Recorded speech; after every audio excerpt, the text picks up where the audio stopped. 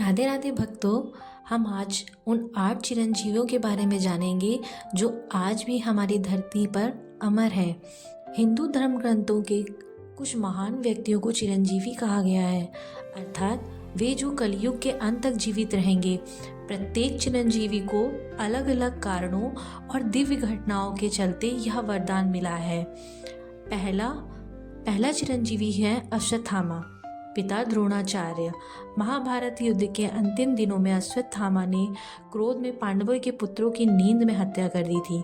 इस पाप के कारण श्री कृष्ण बहुत क्रोधित हुए और उन्होंने श्राप दिया कि वे युगों युगों तक जीवित रहेंगे, पर उनका शरीर सड़ता रहेगा, घाव कभी नहीं भरेंगे, कोई उनसे बात भी नहीं करेगा।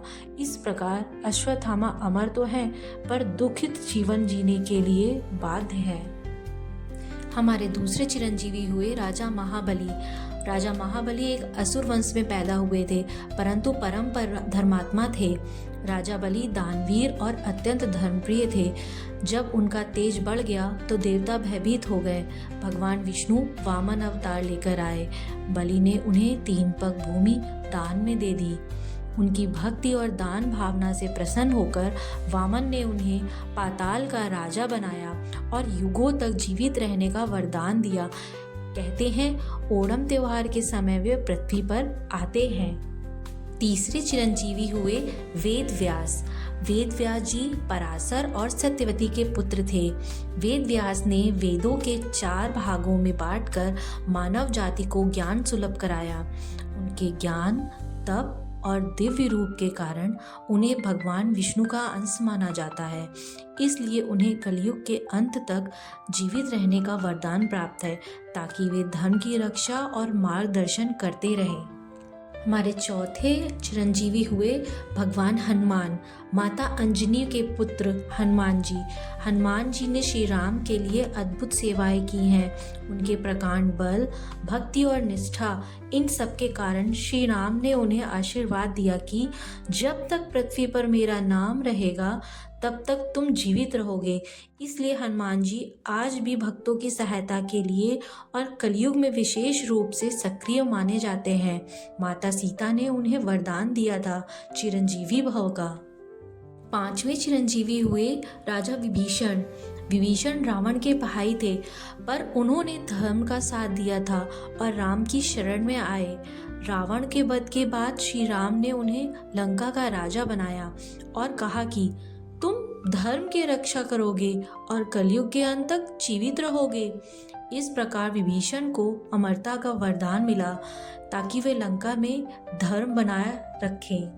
छठे चिरंजीवी हुए परशुराम। विष्णु का छठा अवतार। परशुराम ने अत्याचारी शक्तियों का 21 बार संहार कर धर्म की रक्षा की। उन्हें तीक्ष्ण तपस्वी माना जाता है।